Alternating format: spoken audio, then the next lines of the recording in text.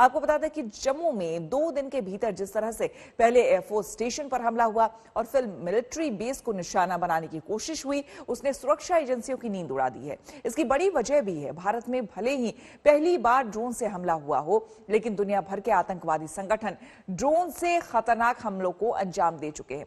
Baghdadi ने तो drone attack से अमेरिका तक को हिला दिया था।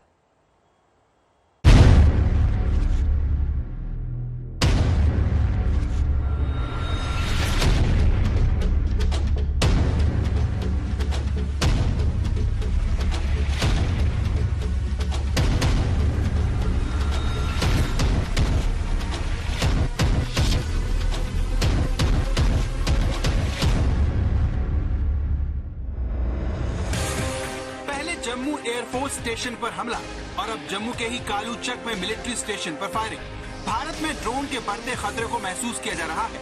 जिस तरह से कालू चक में हमला करने आए 2 ड्रोन रात के अंधेरे में गायब हो गए, उससे सवाल उठता है कि भारत इस मुसीबत के लिए कितना तैयार है, क्योंकि भारत भले ही इस चुनौती का सामना कर रहा हो, दुनिया भर में ड्रोन तबाही का दूसरा नाम बन चुके हैं।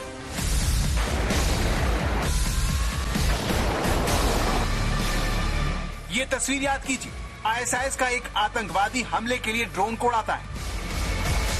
ये वो वक्त था जब दुनिया को पहली बार एहसास हुआ कि ड्रोन मिसाइल जितना खतरनाक है। ये छोटा सा ड्रोन ही था जिसके जरिए आईएसआईएस ने दुनिया की महाशक्ति को भी सख्ती में डाल दिया था।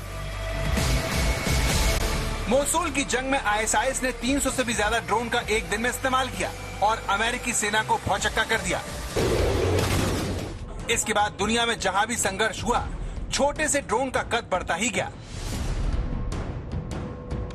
अजरबैजान और आर्मीनिया की लड़ाई ने तो दिखा दिया कि अकेला ड्रोन जंग का रुख तक बदल सकता है।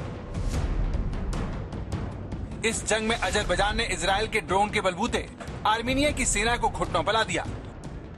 तो सवाल है, क्या आईएसआईएस और अलकायदा की तरह पाकिस्तानी आतंकवादी संगठन भी ड्रोन से भारत पर वार करने वाले हैं?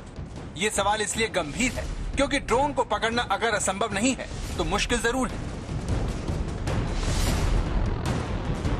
आमतौर पर ड्रोन 300 से 500 फीट की ऊंचाई पर उड़ते हैं, इसीलिए रडार से उन्हें पकड़ना मुश्किल होता है।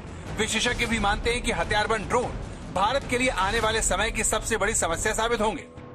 ऐसा क्यों कहा जा रहा है, इसे समझने के लिए इराक की राजधानी बगदाद चलिए, जहां अमेरिका ने कासिम सुलेमानी को पिछले साल जनवरी में ड्रोन से ही ढेर किया था। कासिम सुलेमानी की हैसियत ईरान में वहां के धर्मगुरु के बाद की थी, जो अमेरिका के लिए सिरदर्द बन गए थे। सोचिए, अमेरिका ने अपने सबसे बड़े दुश्मन को मार गिराने के लिए किसी मिसाइल और लड़ाकू विमान का इस्तेमाल नहीं किया, बल्कि उसने कासिम सुलेमानी की कार को एक ड्रोन से ही आग के शोलों में तब्दील कर दिया था। जम्मू में ड्रोन हमले को विशेषज्ञ आने वाले खतरे से जोड़ रहे हैं, क्योंकि आतंकवादियों को एक ऐसा हथियार मिल गया है जो दूसरे हमलों की तुलना में सस्ता है। ड्रोन से हमला करने में आतंकवादियों के पकड़े जाने या मारे जाने का खतरा भी नहीं है, और सबसे बड़ी बात, आतंकवादियों को एलओसी या फिर इंटरनेशनल बॉर्डर क्रॉस करने की भी जरूरत नहीं है। वो पाकिस्तान में रहकर भारत को बड़ा जख्म दे सकते हैं। हम देखें तो ये मोटे तौर पर 2 ही किस्म के होते हैं, एक फिक्स्ड विंग ड्रोन और दूसरा मल्टी रोटर ड्रोन। और आज के आधुनिक युद्ध में ड्रोन्स का बहुत ज्यादा इस्तेमाल हो रहा है और फ्यूचर वॉर्स में भी ड्रोन्स का बहुत इस्तेमाल किया जाएगा। अगर हम लोग हिरॉन ड्रोन की भी बात करें, जो इजराइल मैन्युफैक्चर्ड है, उसका medium altitude long endurance drone है, high altitude long endurance drone है, ये 35,000 फुट तक भी उड़ सकते हैं और 52 घंटे हवा में रह सकते हैं। और इन सब चीजों का जो इस्तेमाल होता है, इनको हम लोग कहते हैं अनमैन्ड एरियल व्हीकल, जिसमें आदमी को उसको फिजिकली उसको उड़ाना नहीं पड़ता है, एग्जॉशन नहीं होता है। दुनिया में ड्रोन की तकनीक में इजराइल के अलावा चीन और टर्की जैसे देश काफी आगे हैं। इजराइल से तो पाकिस्तान को ड्रोन मिलने से रहे, लेकिन चीन और टर्की जैसे देश खुलेआम पाकिस्तान को ड्रोन की सप्लाई कर रहे हैं। एक अमेरिकी रिपोर्ट के मुताबिक साल 2011 से साल 2019 के बीच 18 देशों ने चीन से ड्रोन खरीदे। एक अनुमान के मुताबिक साल 2018 में दुनिया का ड्रोन मार्केट 87,000 करोड़ रुपए का था, जो साल 2025 तक बढ़कर 1,90,000 करोड़ रुपए का हो जाएगा। तो ड्रोन का मार्केट और उसका इस्तेमाल तेजी से बढ़ रहा है।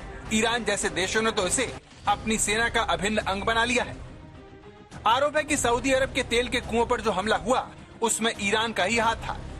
ईरान लगातार ड्रोन पर काम कर रहा है। उसका दावा है कि उसने 7,000 किलोमीटर तक हमला करने में सक्षम ड्रोन बना लिया है। तो चाहे ISIS और अल-कायदा हो या फिर ईरान समर्थक हिजबुल्लाह हो, दुनिया का हर बड़ा आतंकवादी संगठन ड्रोन की शरण में जा चुका है। इसीलिए अगर पाकिस्तानी आतंकवादी संगठन भी ड्रोन से हमला करने लगे तो भारत में भयानक तबाही मच सकती है। अब सवाल यह है कि इस छोटे लेकिन खतरनाक हथियार का इलाज क्या है? क्या जिस हथियार ने इराक, सीरिया से लेकर अफगानिस्तान तक में तबाही मचाई हो, क्या उससे निपटने के लिए भारत पूरी तरह से तैयार है? पाकिस्तान के खिलाफ ड्रोन से इस्तेमाल कर रहा है, कभी ड्रग्स को ड्रॉप करने के लिए, कभी असले को, आर्म्स और एमुनेशन को। इसको निगाह में रखते हुए BSF ने कुछ SOPs बनाए हैं, इसी माफिक सिक्योरिटी फोर्सेस ने भी बनाए हैं, DRDO ने भी कुछ जैमर्स बनाए हैं जिससे ड्रोन्स की फ्रीक्वेंसी को जैम किया जा सकता है, उसको क्रैश किया जा सकता है।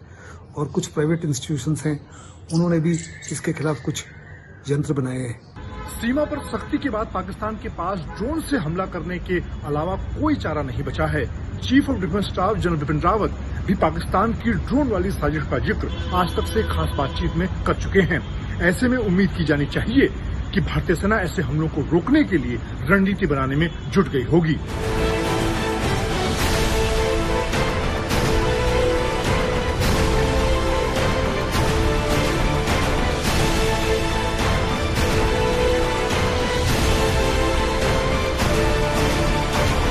जम्मू से सुनील जी भट्ट, कमलजीत संधू के साथ मंजीत नेगी, दिल्ली, आज तक।